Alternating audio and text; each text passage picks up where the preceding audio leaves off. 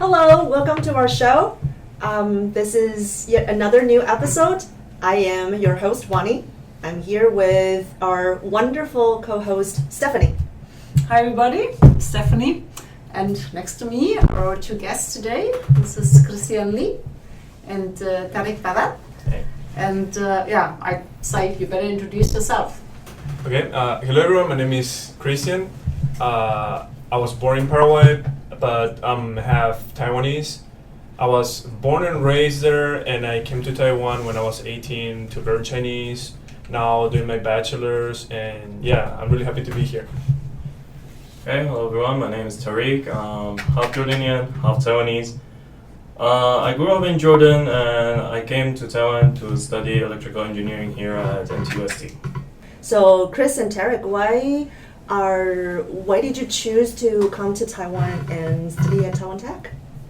So in my case, it was more like when I finished high school, I was thinking about either, at that time I was working in Paraguay already. Like after finish high school, I went straight to work, and my mom was thinking about coming to Taiwan because she stayed in Paraguay for 40 years, so she wanted to come back to her home country. And at the moment I was working, and I was thinking, okay, because I'm really close to my mom since really little, so the moment that she said that she wanted to come, I was like, okay, what options do I have to go to? So it was to study. So what I did is try to apply for some schools here to learn Chinese and things like that. I prepared all my school grades, and I sent my sort of resume to the school. Application. Yeah, my application. Yeah. And actually we decided to go in a month maybe. Like I got accepted. If it was either I get accepted and I go, or if I don't, I just keep on working and maybe get a degree in a school in Paraguay. So the moment I got accepted, we have to prepare everything in a month. So I literally have to like sell all of my stuff in my house and like say goodbye to all my friends in a month. That is how fast it was. So it was really dynamic. And yeah, even it was kind of sudden, I feel like it was one of the best choices I ever made. I don't regret it. And yeah, I learned a lot here. So if I was there again when I was 18, I would probably do the same. Yeah. Why Taiwan Tech? Okay, why Taiwan Tech? I spent 2 years studying in Shida because I didn't know how to speak Chinese at all. Actually, English too. I never used English in Paraguay. Then So growing up, you speak Spanish. Yeah, Spanish. And so after my second year in Shida, we have to prepare to apply for universities, and we have this thing called current senching. So you can choose 4 universities, and you order each one as which one is more important for you. So I put Taiwan Tech first because I asked my teacher. I didn't know nothing about universities in Taiwan, but I asked my teacher who was helping me. I want a national university, a good one, and in Taipei. Us, Yeah, of course. and she was like, okay, Taiwan Tech, and I was like, sure. If you say so, I'll put Taiwan Tech, and I prepared my application again. And I got accepted in the first university. Like you have to put the most important first, and then second one, third one, fourth one. So if you don't get accepted in the first, then you go straight to the second one. But then I got accepted into the first, and then I'm here. Yeah. Yeah. Congratulations. Yeah, I'm really really happy. My mom was super happy too. Yeah. And she was like, "Oh my God, this is a national university. You know how big it is." And I was like, "Yes." So your mom knew about Taiwan Tech or before she returned back? She knew more about Taipei Tech because I think it's older, right? Taipei Tech. I think it's more famous for the older generations, especially like from my father's age and stuff. Most of them graduated from Taipei. Taipei Tech. Taipei Tech. I know Taipei Tech, and actually that was my second option. Yeah. Taipei Tech, but then Taipei Tech is also a very wonderful Yeah. institution. That's for Yes. sure. Yeah. And I think the one take was more like a new institute, like a new college.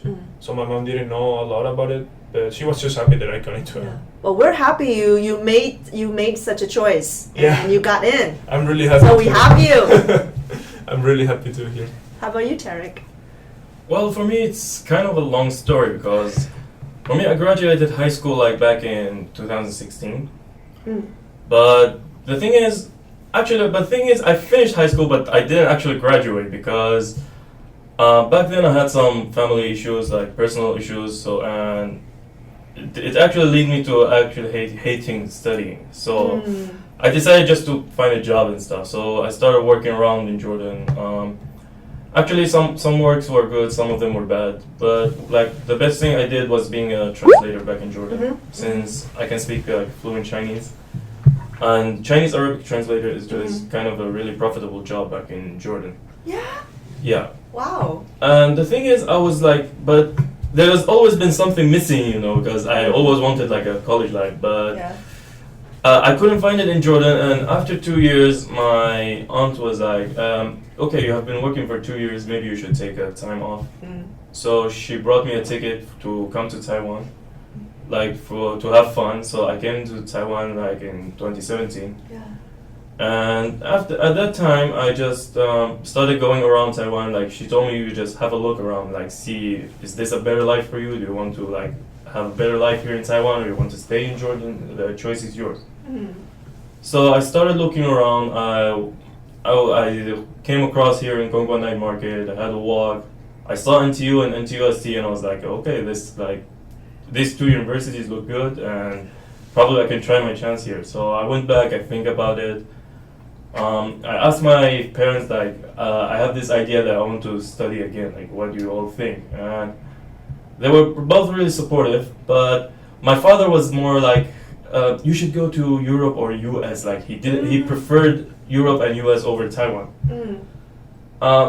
So I got that idea over, in my head also too. Like he wanted me to think about it, and even my mother, she was like, yeah, your dad has a point. Like if you can get a university in the US, it's better for your future and stuff like that.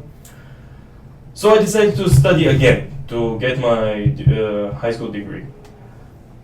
And actually, I think I wish I can work this hard in the university, but it's like, first time I worked that hard back in the university.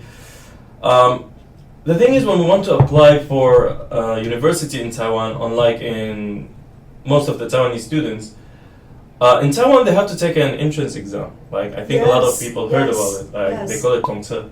Right, like standardized testing. Yeah, and it's kind of harder for the Taiwanese to get in. As far as foreigners, we have to also apply for kind of a test, but it's more like a level test. And one of the most important thing in NTUST is that they pay special attention to English and Chinese grade. So when I wanted to apply, I was like really nervous to take it because growing up, I only speak Chinese in house, like between my parents. So I didn't know how the official thing would be on papers. When I took the exam and I finished it, and I was actually surprised that I got 770 out of 800, which is one of the biggest achievement I'm proud of in my life. So when I got that grade, I was like, oh, I'm really happy. But then I looked at my high school grades. I did pass, but my grade wasn't that high. So I started applying for universities. I applied for the US, and I applied at the same time for Taiwan.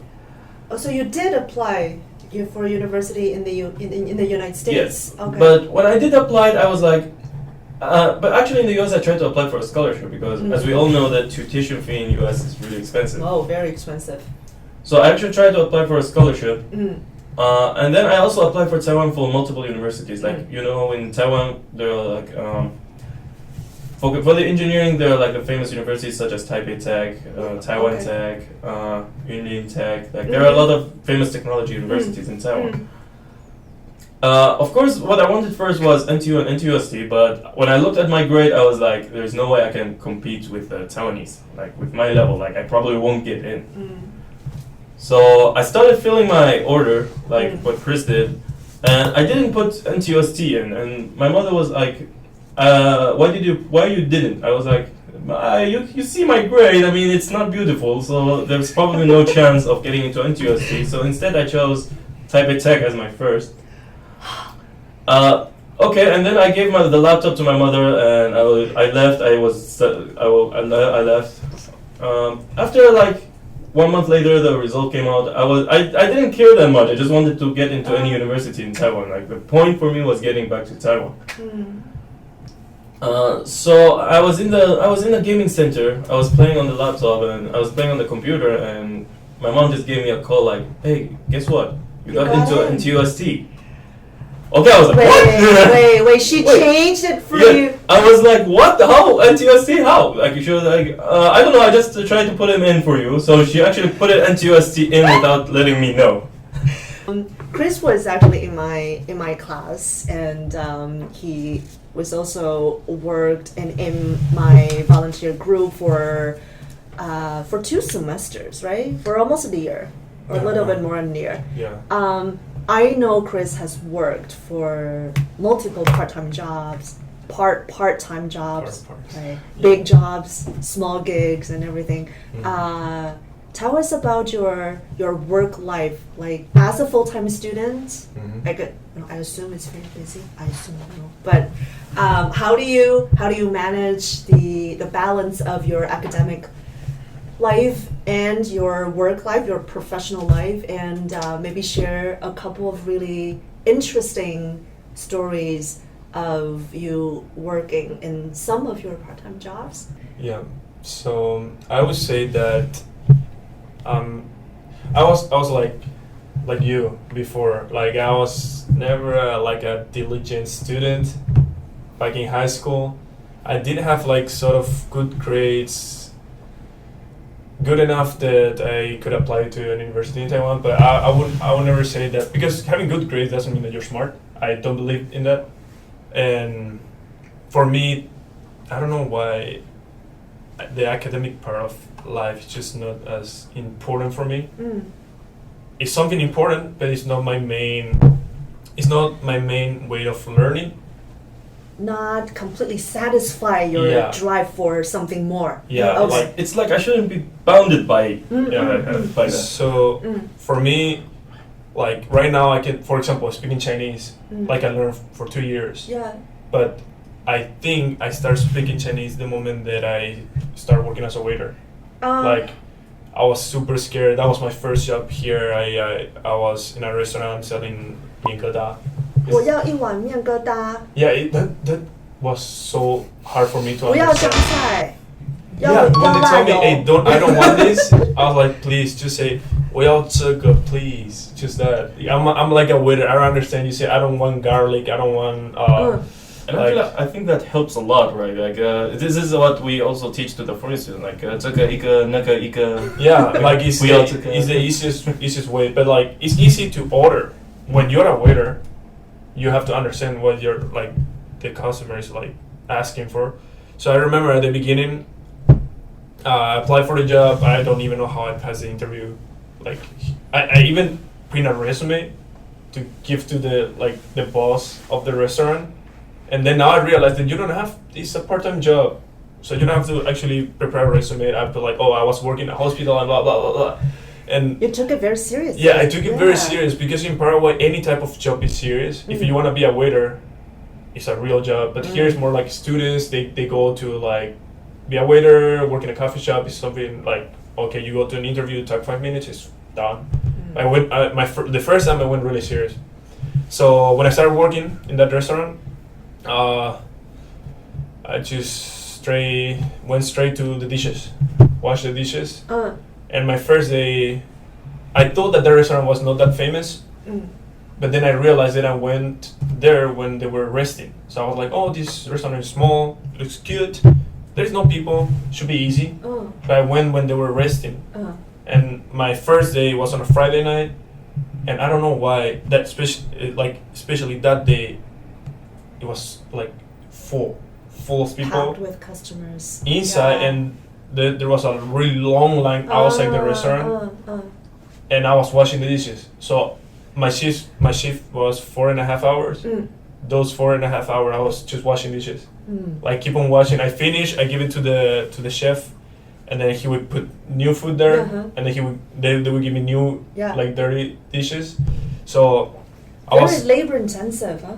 Yeah, well, I would say that being a waiter is really tiring here. Like, in my opinion, it's not worth to exchange 1 hour for the minimum salary if you're a waiter. I don't think it's enough. I think in restaurants in general, it's not. It's not worth the money. I don't believe that. But challenging, very challenging. the thing is, I got comfortable by washing dishes. I didn't want to get out, but I was supposed to be a waiter. And then the boss would tell me, hey, you have to go. Cleaning dishes. Yeah, I would be like, hey, you have to go out and like take an order and stuff. And I was like, no, I'm good. I like washing dishes. And then I'm fine. I think I do it faster, right? And then he goes, no, you have to go out. You have to speak. You have to like. And that was super scary. At the beginning, I was super shy. The words wouldn't come out. Then after 1 or 2 months, I just got a handle to it. So interpersonal skills, communication skills, and Chinese language skills. Yeah, I would say Chinese language is the toughest. And I would have to grab the menu and like go back home and memorize it, read the characters, repeat it, practice it. And even when you do that, when you're talking to a person that you don't know, you're still gonna forget. But that helped me to speak Chinese. Like that is like the first experience that I have of me being able to like actually communicate with someone here with Taiwanese people. Yes. So it's like an extension of your time at Shida when you were trying to learn Chinese, but in a more like classroom setting. Then you had the lab or you had a practicum at a restaurant or taking part-time jobs, and you really get to practice and improve your language, interpersonal and Chinese language skills in a real setting. Tariq, actually, you also have a part-time job, one could say, or maybe not really a part-time job, but you are the president of the Association of International Affairs. Yes. And I guess that's where you also spend a lot of time with. Yeah. And maybe tell us a little bit about the association and why you chose to become involved in it. Well, the thing is, when I first arrived in Taiwan like 2 years ago, it's a whole new environment. I didn't know anyone. I didn't have any friends, and at first, even my first 2 months in the university, a lot of my classmates were like, because of the looks, even though I speak fluent Chinese, but because of the looks, they tend to shy away. Like they are afraid that you might not be able to speak Chinese. Maybe you're just trying your best to speak Chinese, so they're afraid if they keep talking to you, you will eventually don't know how to say and start speaking English. So I didn't have a lot of encounters with my classmates at first. And actually only like 2 of my classmates were talking to me back then. And then one of them said there's like a student club where a lot of exchange students go there and maybe we can go there together. So I joined him. I went to this club, AIA. I saw the people over there. I met a lot. This was like my first step of knowing people back there. I met a lot of exchange students who just came to Taiwan. They're willing to meet Taiwanese, they're willing to hang out, so I started getting to know them more. I met a lot of Taiwanese who were actually there because they want to meet foreigners. And that was my goal actually. I wanted to go to that club at first to meet Taiwanese that actually want to interact with foreigners. So I met a lot of people there at first, and after a while I figured out that the president, my last president, was also from my major. He's actually my senior. And after a while, I started talking to him about this. Why? I asked him the same question that you're asking me right now. Like, why you wanted to become the president? He was like, because I like to meet people. Do we know this person? No, actually, I think because the thing is, even though he's a president of a social club, he's not actually that social. Yeah, that's surprising. Like, he's only social with mostly with the foreigners. Okay. Actually, they go to drink. That's why they're social. So the thing is, he actually started explaining to me that because he wanted to meet more people, and he wanted to practice his English even more.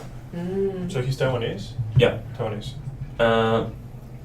And then we started hanging out together, like me and the president, me with the AIA, and after 1 year, I started realizing that last year's crew, they didn't do that much of a good job for them, like according from what I heard from him. Noises. Sorry. No, it's okay. I know what you're. I didn't eat breakfast. Keep going. The thing is, he think that his crew didn't do like that much of a good job. Like their year, they didn't do much of a good job for AIA. So while I was still a member, I was thinking about, okay, maybe if I can take over, we can make a lot of changes that we want. Like we can make it the way that we want. So I started asking people that I met from the AIA, the friend that took me there, Heidi from last week. We had a lot of people that I knew from the club, and I asked them that, okay, why don't we take this over together? So I went to the interview, me and my friend, and both of us were like, okay, we're gonna apply for the president and vice president, and we will be each other's back. And he was like, yeah, sure, why not? So we both competed for the position. Eventually, they voted for me to become the president because they felt like it's special like to have the first president that's actually not Taiwanese for a Taiwanese club.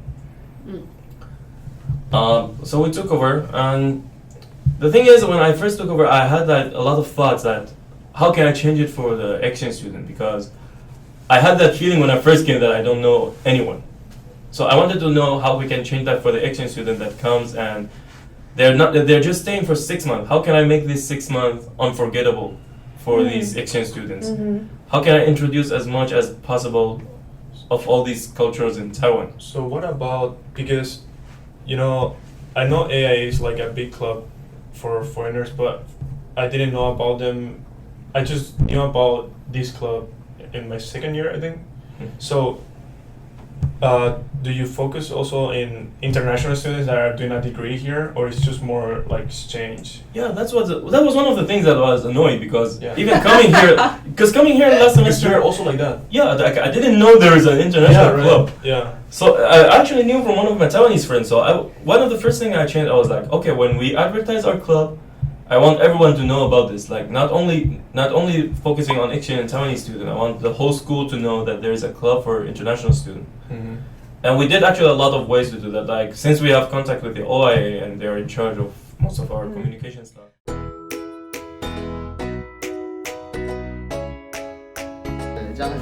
Ring finger.